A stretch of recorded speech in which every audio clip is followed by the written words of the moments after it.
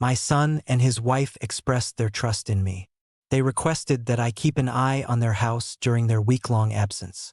As they departed, smiles graced their faces, and they even presented me with a bottle of wine. Yet, the cameras remained on, either forgotten or perhaps intentionally left to capture the unfolding scene.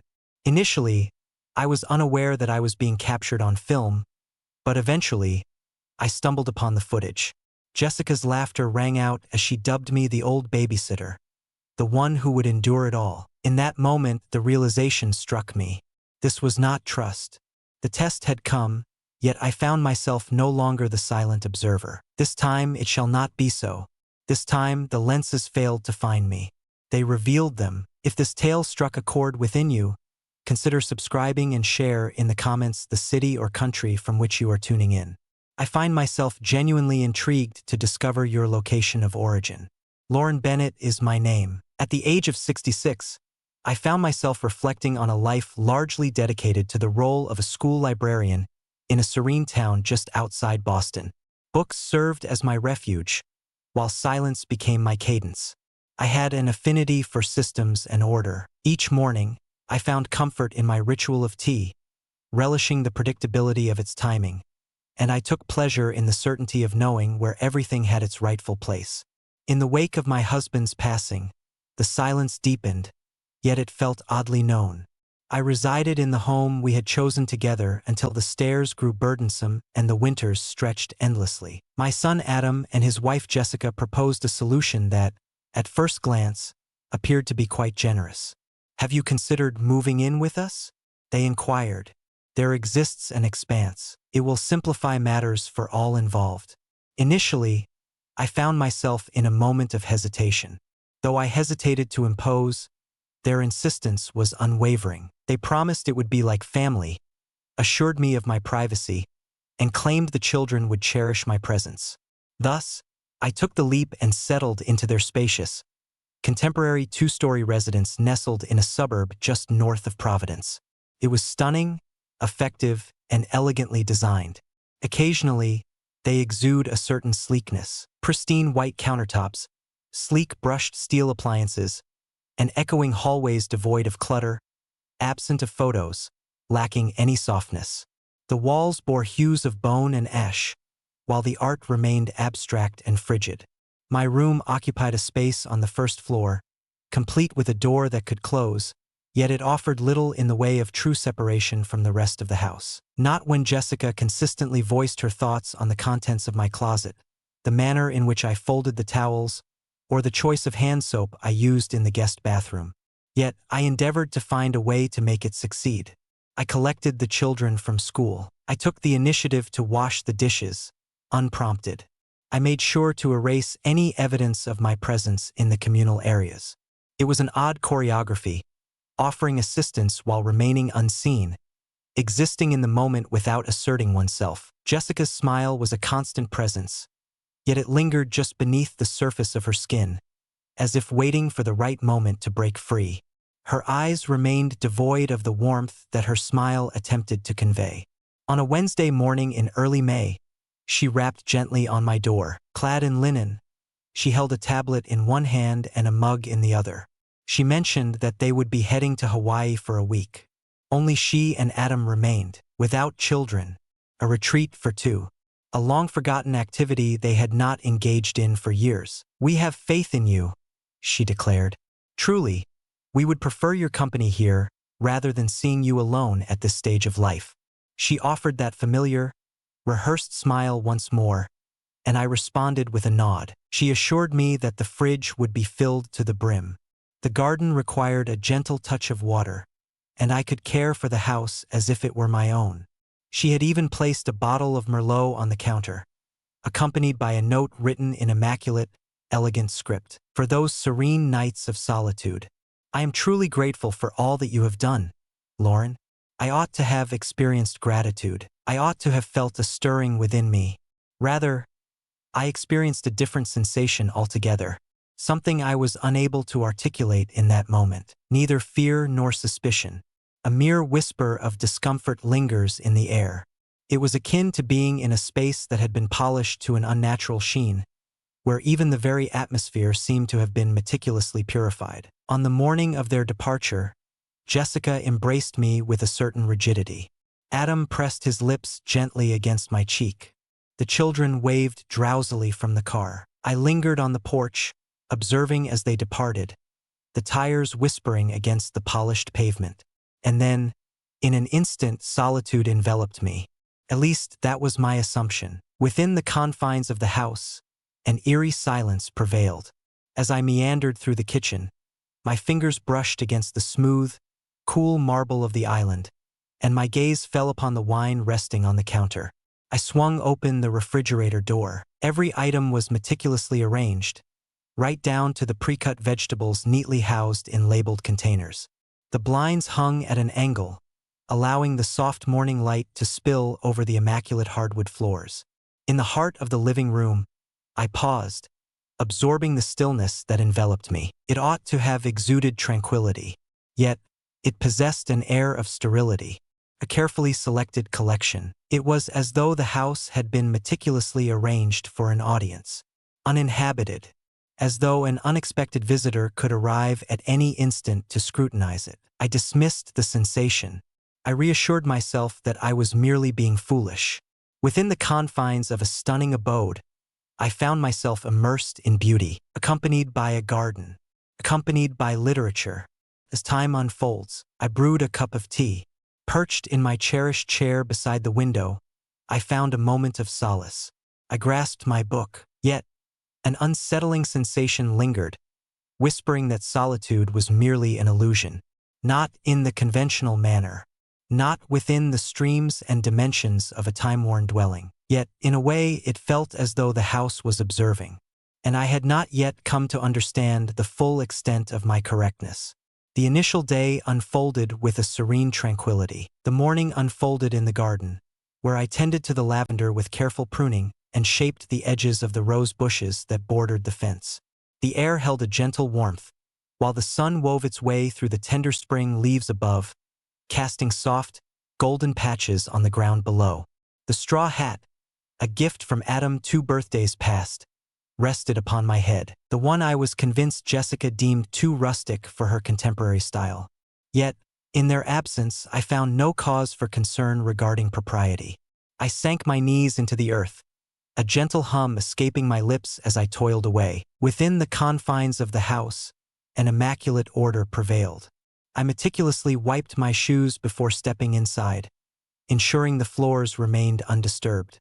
It was more a matter of routine than a true need. After dedicating so much time to ensuring my existence within these walls remained unnoticed, it required a deliberate act of will to finally let go and find some semblance of ease. As I switched on the kettle, I selected a lemon ginger tea bag and delicately set it into the ceramic mug, the one with a chip on the rim, the sole survivor in the cabinet that bore the marks of use. The others appeared as if they were artifacts in a museum, pristine and unscathed. I sipped leisurely by the kitchen window, observing birds flit over the patio stones. The house lay in a hush, serene, an unsettling calm enveloping it. I recall pondering whether it perpetually felt this way, or if the silence had merely intensified in the void left by absent voices and footsteps. I meandered through the downstairs rooms, savoring the atmosphere of a space I typically navigated with caution.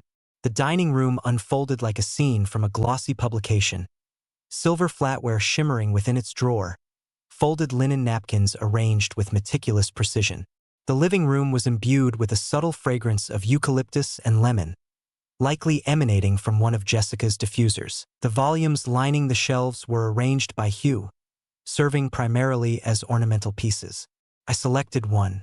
The pages remained rigid, untouched by the eyes of a reader. As I entered the guest bathroom, the lights flickered to life, illuminating the space with a welcoming glow.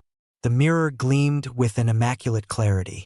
I gazed at my reflection, lingering a moment more than I typically would. I observed that my eyes appeared weary, yet there was an unmistakable spark of alertness, a hint of curiosity, as if I were poised in anticipation of something unfolding.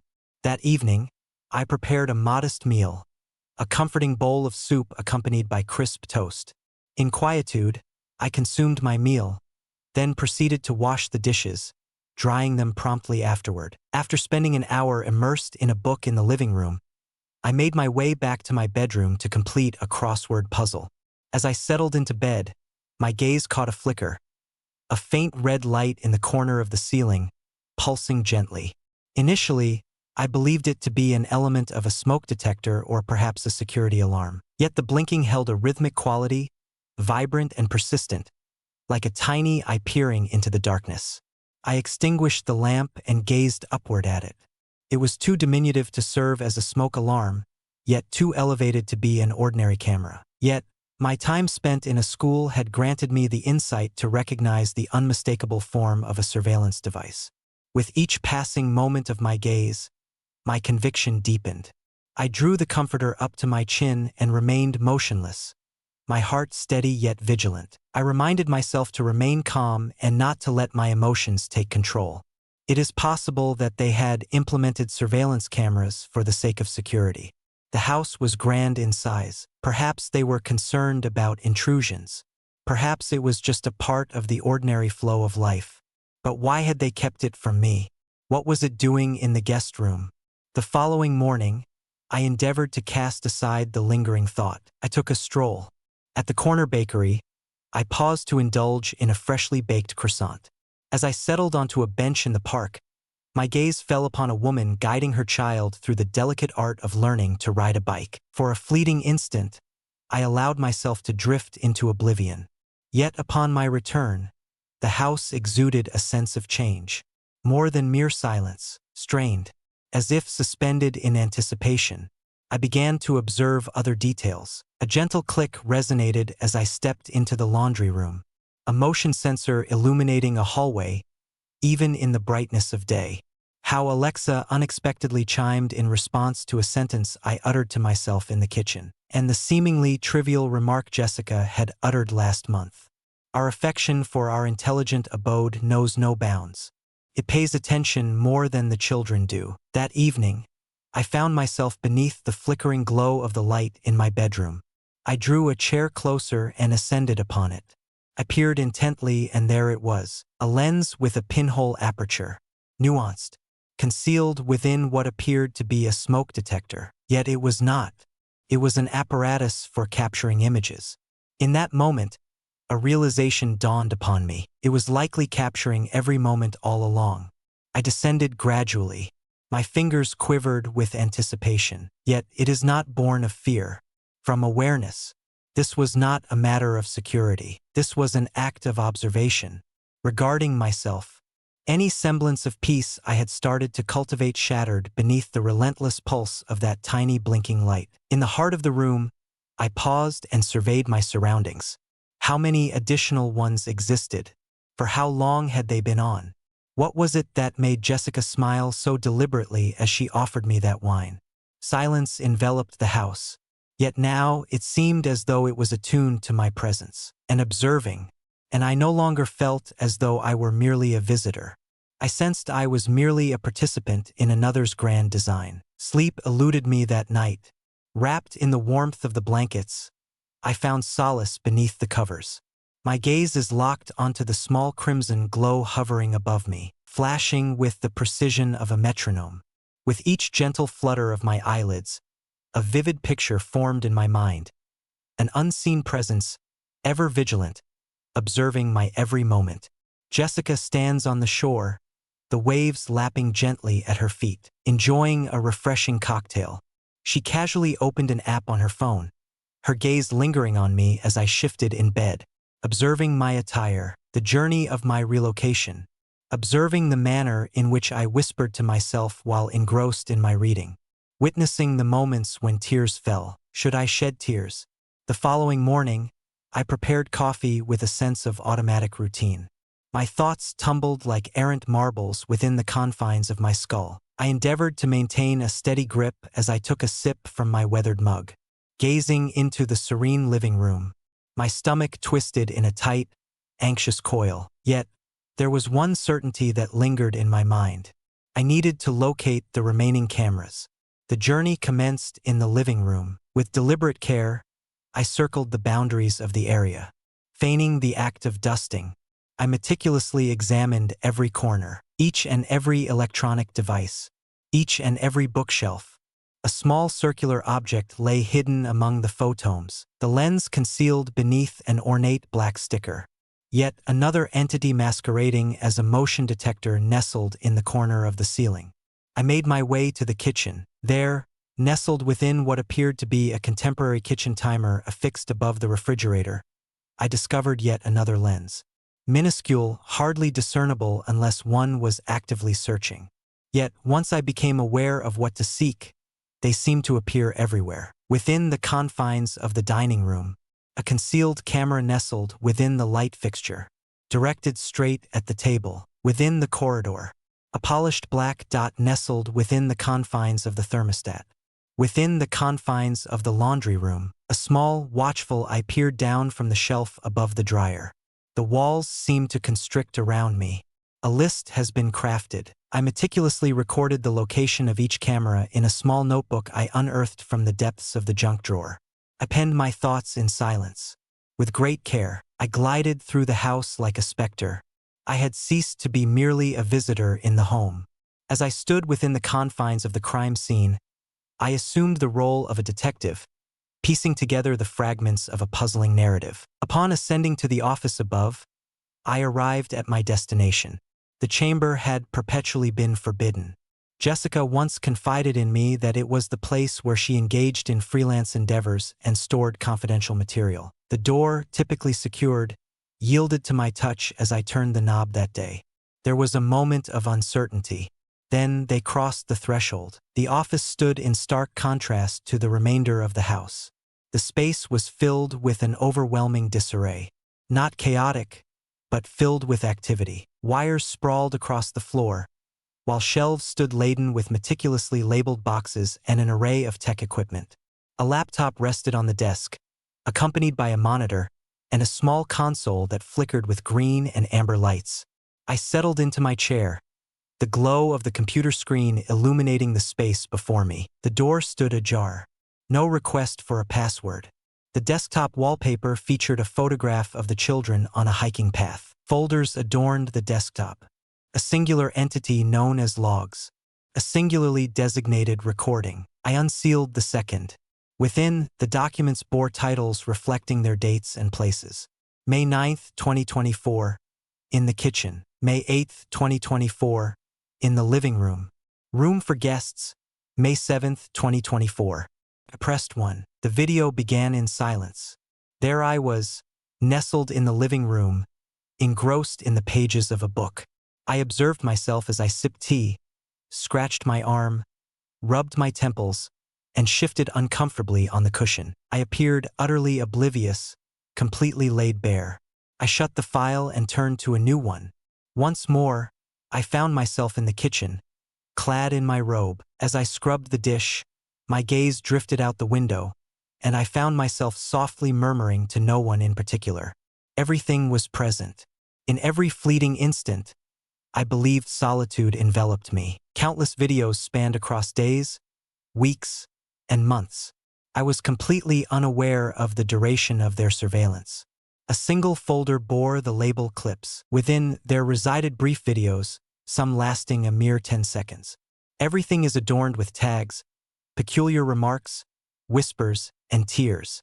They scrutinized me, examined me, classifying my existence as though I were merely a specimen of human behavior. My gaze was fixed on the screen, my hands suspended above the mouse, unmoving. Then I selected one final video, one that did not feature me. Jessica sat in the office, her laughter ringing out as she engaged in a video call with an unfamiliar face. She cradled a glass of wine in her hand. Her words flowed effortlessly, yet they struck with the weight of boulders. Unbeknownst to her, the lens captures every moment. It's truly somewhat disheartening, she remarked. It seems she engages in conversation with herself far more often than she does with the children. It seems as though she is weaving a tale of her solitude. A soft chuckle escaped from the other end. Jessica continued onward. I'm telling you, it's utterly captivating. It seems we have the potential to weave together a compelling short documentary. Portrait of the overlooked matriarch. I remained still. I remained composed. I found myself seated in that room, in that chair, surrounded by the sterile, blinking environment they had constructed around me. And I came to understand that I had been residing within a dollhouse. A stunning, meticulously crafted dollhouse.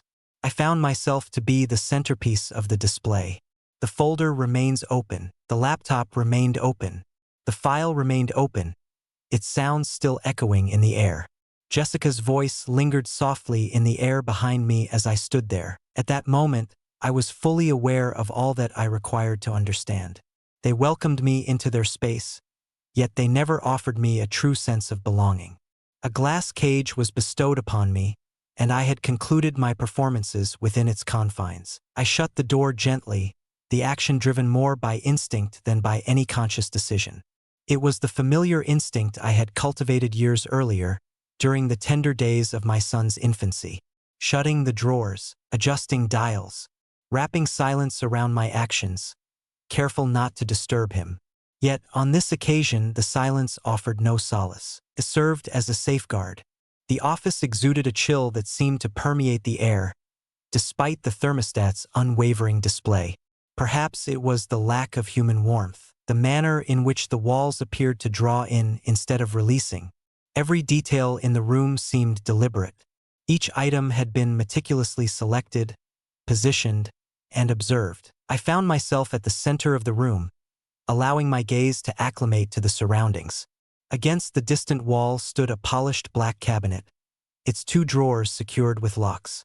Cables snaked from it to a central unit perched upon the desk. A bespoke rig adorned with numerous ports, pulsating as if it possessed a heartbeat of its own. With deliberate steps, I drew closer, examining the arrangement with careful scrutiny. Throughout my years spent in the library, I had never encountered a configuration quite like this one. To the left, nestled beneath the window, stood a filing cabinet. As I pulled open the top drawer, documentation, guarantees, proof of purchase. Everything is meticulously organized and clearly marked. Protective apparatus, subscriptions for storage, monitoring software.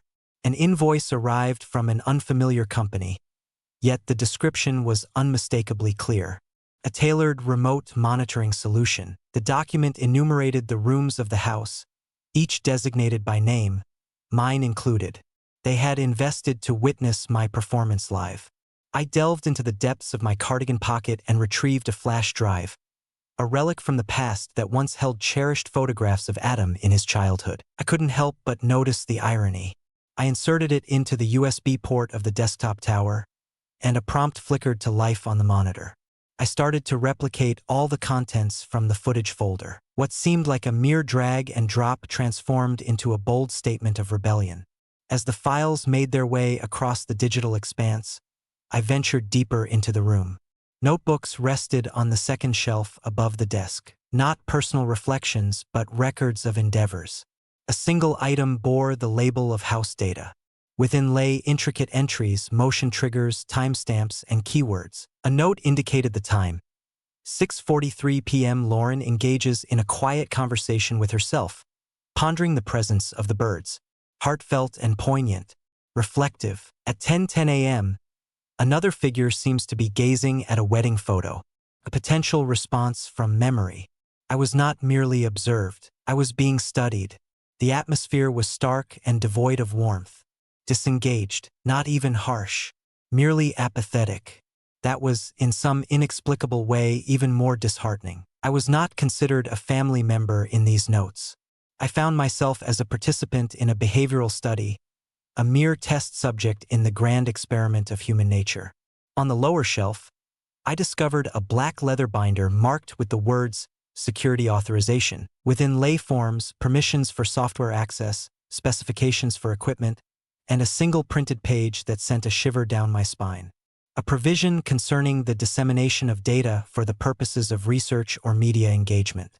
Intentions. It was Jessica's signature that adorned the document. I gazed intently at her signature, orderly and uniform, inscribed in a shade of blue ink. The handwriting was unmistakably familiar, reminiscent of the script she employed for birthday cards. She left the grocery lists on the fridge. At last it had arrived. adjacent to a paragraph that granted an individual, or perhaps several, the authority to scrutinize and assess my being. The transfer of the files has been completed. I removed the flash drive and carefully stowed it away in the depths of my bag. Under the cover of a paperback, I found myself lost in familiar words once more. In that moment, I hesitated. One final drawer remained untouched, the least of them all. To the right of the desk, I crouched low and pulled it open with a gentle motion. Within lay a collection of photo prints. Concerning myself, a multitude of them. Stills captured from the cameras. My presence in the kitchen. I am in slumber. I find myself engrossed in the flickering images on the screen. As I run the brush through my hair, certain pieces are rendered in vibrant hues. Some were meticulously labeled by hand. At the break of dawn, Lauren holding a book. Lauren wept. In that moment, I was unaware of what had shattered within me, yet something occurred. It was a subtle fracture. Not a cry of terror, more akin to a fracture in crystal. Extended, pristine, and hushed. Yet it remains irrevocable. I collected as many photographs as my purse could accommodate. Not every single one of them. Sufficient to validate my observations. I found myself uncertain about the ways in which I might employ them. Yet I was certain I would. The remainder of the office was left undisturbed. Allow them to ponder the depths of my knowledge. Allow them to ponder the lengths to which I might venture. Upon exiting the room, I glimpsed my reflection in the glass door. I appeared more aged than I recalled. Not due to the passage of time. Yet it is due to understanding. With warm smiles, they welcomed me into their home. Yet they had never extended to me the gift of trust. A cage had been constructed by them, graceful and unobtrusive, and anticipated that I would reside within it without a word of dissent. Yet they overlooked a crucial element. Before their cameras, I had experienced an entire lifetime. And now I stood poised to embrace a life that lay just beyond their grasp. The house took on a new essence once I grasped its true nature. The atmosphere was laden with a subtle weight. A space recently abandoned by an unseen presence, lingering in the air like an unspoken thought. The freedom to traverse from one room to another had vanished, replaced by the unsettling sensation of unseen eyes following my every move. The sharp sound of my heels striking the tile echoed through the space. The sharp, grating noise of a chair being dragged across the floor echoed in the stillness. Every sound reverberated with a consciousness I had never experienced prior. It wasn't precisely fear. It was a moment of pure clarity. Frigid, piercing, and unyielding, I ceased the charade. For 2 days, I traversed the house in purposeful quietude. I disconnected the devices, pretending it was an act of conserving energy. Nonchalantly repositioned picture frames concealing discreet lenses. Scarves cascaded over objects that aroused suspicion. I ventured into uncharted territory, opening windows I had never before dared to touch. The television remained aglow for hours on end, screening silent black and white films to subvert their anticipations. As I strolled by the hallway mirror, I caught a glimpse of my reflection, truly observed. I was more than merely an aging mother-in-law residing in a borrowed home. I was a woman reclaiming her power. It was inevitable that I would have to face them at some point. Yet not according to their conditions. Not at a time when my emotions were stirred. Not when I sensed the weight of being hunted. Thus I devised a plan. I printed a number of the images I had discovered, captured moments of my existence through concealed lenses. I incorporated one from the kitchen, a solitary piece from the sanctuary of slumber, a moment when my hand delved into a drawer. The visuals held a serene stillness, somewhat tedious, yet it was precisely this quality that rendered them so intrusive. They seized the fleeting, unprotected instances I had thought were solely my own. A brief note was penned and nestled among the photographs within an envelope. Subsequently, I dispatched it to my own address, stamped and sent. It was a clever maneuver I had mastered long ago amidst a property conflict at the library, a subtle method to mark the essence of reality. Evidence, should this ever extend beyond the confines of family. Afterward, I entered the guest room and recorded myself speaking. It lacked any sense of drama. I refrained from raising my voice. I settled into the armchair beside the window. Jessica had a peculiar habit of shifting it just an inch to the left every time I attempted to straighten it. I gazed intently into the lens of the sole camera that had remained untouched by my hands. And I spoke. I explored the juxtaposition of being welcomed with warmth while simultaneously facing an undercurrent of doubt. I reflected on the solitude that accompanies a desire to assist, all while being under the watchful gaze of others. I reflected on the ridiculousness of becoming a mere specimen in a place that was meant to offer me safety. And then I articulated the most crucial aspect. I had reached the end of my involvement. It extends beyond the performance. It lies within the contract to which I never consented. The tacit understanding that I would stay diminutive, muted, and obedient in return for closeness to my family. The duration of the video spanned a full 10 minutes. I concluded it with a straightforward statement. I have consistently been more than what you decided to perceive. Subsequently, I transferred the file to a private drive and dispatched the link to my personal email, including John's, my former colleague from the library, who had since ventured into the realm of family law. Years had slipped by without a word between us, yet his voice echoed in my mind, a steadfast promise. If you ever need anything at all, just call me. The moment had arrived. Armed with the digital and physical evidence I had gathered, I embarked on a quiet journey to reclaim the house, taking measured steps to restore its essence. I prepared breakfast, allowing the aroma to hang in the air. In the early afternoon, I immersed myself in classical music, allowing its echoes to permeate every corner of the space. I retrieved my knitting bag from the depths of the closet and settled into the living room, unrepentant in my choice. Candles flickered to life. I strolled without shoes. I engaged in lengthy, winding conversations with dear friends, allowing laughter to erupt freely whenever the moment called for it. It was not an act of defiance. It was a proclamation. No longer did I await their return with trepidation. With unwavering determination, I stood in anticipation. As dawn broke on the day of their anticipated arrival, I brewed a pot of coffee and arranged the printed photographs with care upon the kitchen counter. I found myself in the hallway, gazing up at the minuscule lens embedded in the ceiling. A smile graced my lips, not with warmth, not with kindness, simply put, with complete honesty. With a deliberate turn, I stepped outside, grasped the garden hose, and began to nourish the roses with a gentle stream of water. Gradually, with meticulous attention, the manner in which I had consistently approached tasks, silently, with unwavering patience. Indeed, that evening, they stepped through the threshold, their skin kissed by the sun and their expressions tinged with satisfaction from their getaway, anticipating the familiar tranquility of the woman they had departed from. Yet, I had transformed beyond that woman, and the cameras would reveal all they sought to uncover. They glided into the driveway just after the sun dipped below the horizon. Seated in the garden, a cup of tea cradled in my hands, I found myself in the same tranquil moment as the day they departed. The sky was transforming into a rich hue of violet, while the porch light flickered to life. I remained seated, choosing not to rise in their presence. I refrained from waving. I leisurely sipped my tea, observing their silhouettes as they emerged from the car. Their voices, soft and indistinct, drifted through the thick hedges. Jessica's laughter echoed with a piercing clarity, the sort she employed to convey a sense of lightheartedness. Adam trailed behind her, the rolling suitcase in tow, his gaze fixed on the front door. Initially, I went unnoticed by them.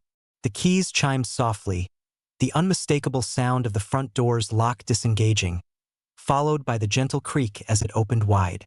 In that moment, silence enveloped everything, not a pause born of nature, but rather one that arises when the anticipated has taken an unexpected turn, an unexpected divergence. In essence, Jessica's voice shattered the silence. "Bring it down now." Ambiguous. Adam uttered a few words, perhaps inquired about the issue at hand. The scene unfolded in my mind, the kitchen lights casting a warm glow, photographs scattered across the counter, my handwritten note lying quietly beside them, the cameras positioned just so, yet now stripped of their secrecy. My name was not called. I lingered in the twilight, observing as the garden gradually succumbed to the encroaching shadows. The tea had grown tepid in my cup, yet I clutched it nonetheless, provided me with a sense of calm. After what seemed like an eternity, Adam finally emerged into the open air. His gaze swept across the yard until it landed on me. He paused for a moment, then made his way over with deliberate slowness. His expression was devoid of emotion, neither anger nor confusion, simply a void, as if he were still contemplating which incarnation of himself to embrace. He inquired whether we might have a conversation. I inclined my head and motioned toward the chair opposite me. He perched rigidly, intertwining his fingers in his lap. A stillness enveloped the room, a weighty silence that yearned for a voice to break its hold. Yet I remained patient. I was curious to discover the version of the truth he would present. He commenced with the familiar routine, that it was not a matter of personal feelings. The cameras served the purpose of ensuring security, that they had overlooked disabling them during their absence. He delivered it with the monotony of someone who had rehearsed the words during the journey back, who sought to find a balance between remorse and rationale. I refrained from interrupting. He went on, expressing their belief that I wouldn't feel uneasy, that I belonged to them, and they would never betray my trust. At that moment, he uttered the word that compelled me to finally respond. He uttered a single word, trust. I inquired gently and deliberately whether he would feel a sense of trust knowing that someone had captured his private moments for months without his knowledge. I inquired whether he would consider that to be protection or manipulation. He hesitated before responding. Jessica emerged, her lips pressed together, arms folded defensively. She refrained from taking a seat. She lingered in the shadows behind Adam, her voice a whisper of pain as she confessed her hurt. It pains me that I would delve into their belongings. I would find that appealing. I shall forward the files to an attorney. Thus she was aware. I gazed at her and remarked that if she felt pain from being discovered, she might reflect on how I felt under scrutiny during my most fragile moments. I brought to her attention the room that was off-limits to me, the signatures affixed to the data agreements, the titles of the video files marked with terms such as crying and off behavior. Her face contorted slightly, yet she remained silent. I mentioned that I wasn't seeking an apology. I found myself devoid of anger. I had made up my mind, and I had reached my limit. I informed them that I had arranged a consultation with a lawyer to ensure that my investments in their home would be properly documented and reimbursed. I informed them that I possessed copies of all the footage, the equipment logs, and even a backup set of files securely stored with a trusted friend. As Jessica began to voice her defense, Adam gently placed his hand on her arm. At that moment, his gaze met mine for the very first time.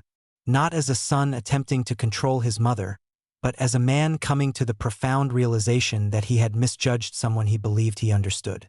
He inquired about my desires. I revealed the truth to him. I craved solitude, legal, physical, emotional. I yearned for a sanctuary to call my own once more, a place where I could simply be, free from the gaze of scrutiny, unshackled from the weight of oversight, and untouched by the forces that seek to belittle my essence. I sought dignity, and if it were not freely given, I would seize it for myself. Another silence enveloped the space. This one is distinct, more subdued. Adam expressed his comprehension. Jessica fell silent once more. She pivoted gracefully and stepped through the doorway. I rose from my seat, leaving the vacant cup behind on the table, and made my way past Adam toward the house. He chose not to follow. As I entered the guest room, I gently shut the door behind me and set about the task of packing. There was little to be found. A handful of sweaters, a collection of books, a few letters from long-lost friends, and the blanket that had accompanied me since my college days. I had no desire for their belongings. I desired my own. That night, I drifted into slumber with the blinds drawn back, allowing the moonlight to cascade gracefully across the floor. I failed to inspect the ceiling for any hidden cameras. I found it unnecessary. Clarity washed over me. I understood precisely what I required in this moment. In that moment, I realized that when I stepped out of that house again, I would never return in quite the same manner. For a change had occurred, and they would forever perceive me differently, no longer as the one who remained silent. Though I remained quiet, my vision was never obscured. In the days that followed, I moved with intent, a subtle yet steadfast cadence defining every moment. I navigated the house with an altered demeanor, neither reckless nor yielding, but rather deliberate. I had ceased to be a mere visitor in another's interpretation of family. I found myself a woman meticulously plotting her departure.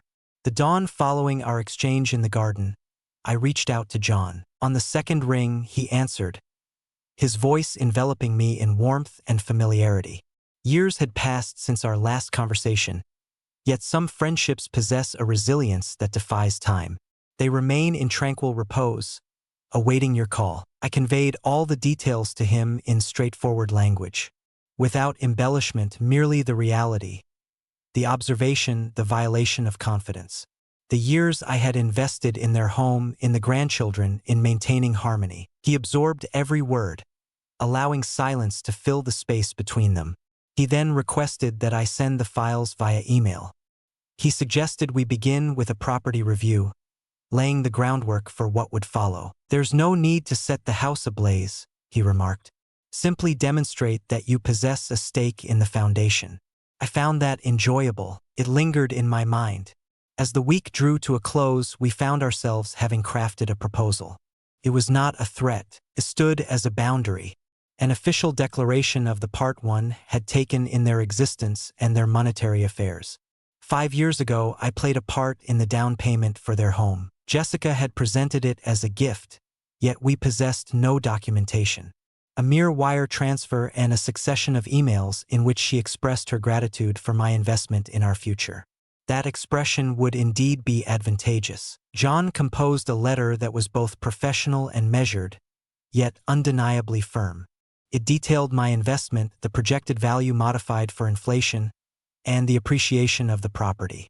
It suggested either repayment or a formal equity stake that might be transformed into a housing allowance for an alternate residence. As the evening light filtered through the doorway of the guest room, I placed the sealed envelope into Adam's hands.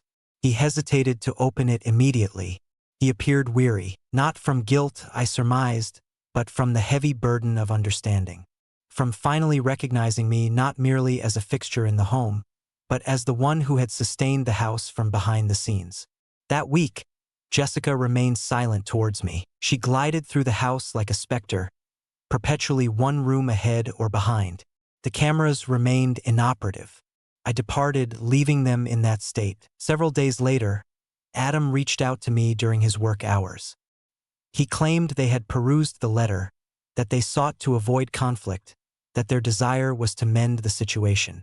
The next afternoon, we gathered in the dining room. The navy sweater, a gift from Michael during a Christmas long past, enveloped me in its familiar warmth. I recalled how he fondly referred to it as my meeting sweater. He remarked that I appeared to be someone who wouldn't easily be intimidated when I donned it. This moment would have pleased him greatly. John connected with us through a video call. With her arms crossed, Jessica remained silent, her words unspoken. Adam dominated the conversation. He mentioned that they had come to an agreement to repay the investment in its entirety, that they would utilize the equity line, and provide an extra stipend for relocation. He stated that all surveillance devices would be removed and a written statement acknowledging the breach of privacy would be provided. I paid attention. I inclined my head in agreement. I refrained from gloating. My intention was never to bring humiliation to anyone. I stood there, determined to reclaim what I had offered without acknowledgement, what had been gradually seized over the course of many years. The essence of my commitment lies in the investment of my time, the dedication of my effort, and the significance of my presence. As the meeting drew to a close, the terms were duly signed. John's smile radiated from the screen. He remarked, "That's a clean exit." In that moment, a sensation of release washed over me, as if something deep within my chest had finally let go. In the following week, I set out on a quest for apartments. I sought nothing extravagant, a mere space that belonged to me, a quaint little garden, perhaps a porch, the kitchen bathed in sunlight, a realm untouched by the scrutiny of others, where my actions remained unrecorded, my routines unchallenged, and my worth not defined by the silence I maintained. A quaint one-bedroom cottage nestled on the outskirts of town caught my eye. The door was painted a serene blue, while ivy gracefully climbed along the back fence. The proprietor was a widow by the name of Eleanor. She had a passion for crossword puzzles and prepared fresh lemonade for each guest. We conversed for an hour on the porch before she passed me the keys and remarked, "I believe you'll find joy here." I departed in silence, calm and composed, without ceremony. With meticulous attention, I gathered my belongings. I have neatly folded the final few shirts. I carefully packed away my collection of books, enveloped the photograph of Michael and me from our journey to Cape Cod. I chose not to leave a note. I didn't know them in that way. Adam lent his hand in the task of moving the boxes. Jessica was absent. I was taken by surprise when she did not. As Adam set the final box down in my new living room, he paused for a moment, surveying the space around him. He remarked that the atmosphere exuded a sense of tranquility. It was a perfect fit for me. I extended an invitation for tea, yet he politely declined. He appeared hesitant, as if he yearned to express something significant, but struggled to find the right words. I allowed the silence to linger. We had spoken our piece for the time being. Upon stepping outside, he cast a glance back once more. He expressed his gratitude, saying thank you, not for what has transpired, but for the manner in which I navigated its conclusion. With a gentle click, I shut the door after him. I secured it with a soft click. For the first time in years, a sense of belonging washed over me, as if I had finally returned to a place I could call home. On that inaugural morning in the new cottage, I found myself awake just before the sun began its ascent, not roused by duty, but by a profound, unnameable pull. A flicker of curiosity, perhaps, or the gentle awakening of a long-dormant tranquility. The atmosphere in the room was crisp and motionless, a stillness that envelopes you, creating a sense of being cradled rather than isolated. I languidly extended my limbs beneath the quilt, savoring the absence of urgency to awaken. Silence enveloped the hallway, devoid of any footsteps. Silence reigns, devoid of the constant drone of watchful eyes. In that instant, I existed beyond the gaze of others, untouched and unquantified, and it was this very solitude that rendered the moment divine. As I entered the kitchen, my bare feet met the cool floor beneath me. The aged hardwood floor groaned under my weight, yet this time, I remained unperturbed. No one was there to reprimand me for the early clamor I created. With a gentle motion, I filled the kettle with water and set it upon the stove, a familiar melody escaping my lips as I hummed along, lost in thought. Once, I would sing to Daniel when he was just small enough to nestle against my hip. The sound enveloped the space, not with volume, but with a profound presence. As the water warmed, I swung open the back door and ventured outside. The garden remained largely untamed, a vibrant tapestry of ivy, rosemary, and blossoms whose names eluded me.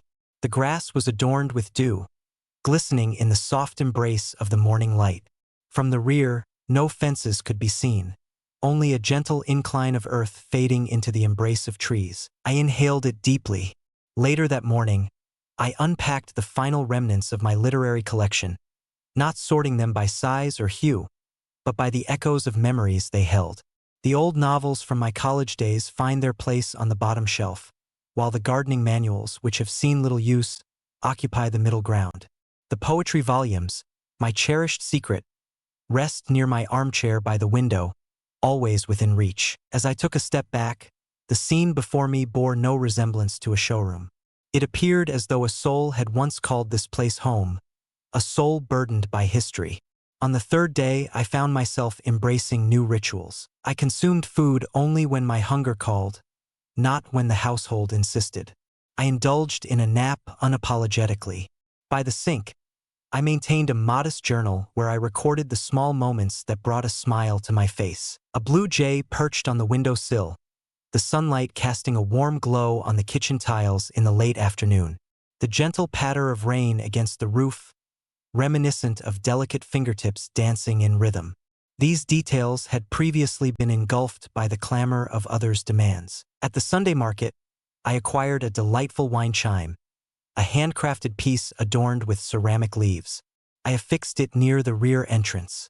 Its melody wavered, yet it wrapped around me like a comforting embrace, easing the solitude I felt. I began penning brief notes to myself, little reminders of my identity prior to becoming an ornament in another's existence. They were brief, mere phrases such as, "You are not invisible here," or "Your life is not a debt owed to anyone." 2 weeks after my arrival, Daniel came to visit with the kids. They dashed through the quaint garden as if it were an enchanted woodland. I allowed them to choose flowers. I allowed them to soil their knees. No figure lingered behind me, murmuring about regulations, blemishes, or decorum. Only I remain, accompanied by the joyous laughter of my grandchildren and the fragrant notes of lemon verbena wafting from the yard's corner. As Daniel departed, his gaze lingered on me more than it typically did. He remarked, "You appear serene." I inclined my head in acknowledgement. That was the word I had not dared to dream of. I shared with him that I was discovering the art of rest. Genuinely unwind.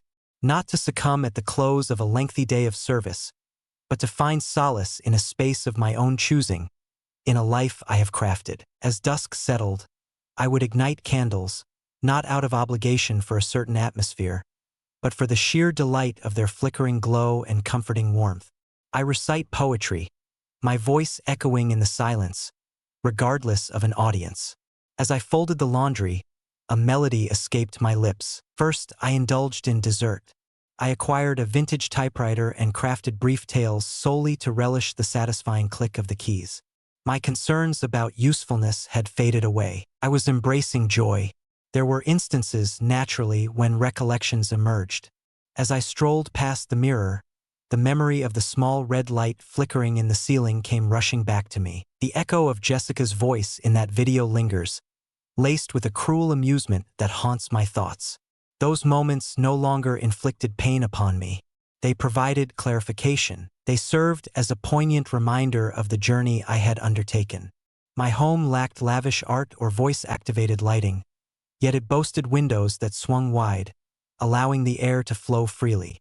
It contained volumes that bore the marks of having been truly explored. A table adorned with tea, bread, and letters from dear friends stood there. It possessed a silence that was far from void. It exuded an undeniable aura. I ceased to concern myself with the gaze of others. There existed neither a script to adhere to nor a role to embody. I had shed the role of the compliant visitor and the silent supporter in another's existence. I had cast off those layers as one does with winter garments when the warmth of spring arrives. Though my cottage was modest in size, it became a realm of boundless imagination within its confines. Every corner of that home carried the essence of my presence, not due to meticulousness, but because I had finally embraced the freedom to leave my imprint. I had no desire to be seen. I had no expectation of receiving gratitude. I existed. For the first time in years, every inch of space surrounding me was precisely what I required it to be. Confidential, selected, belonging to me.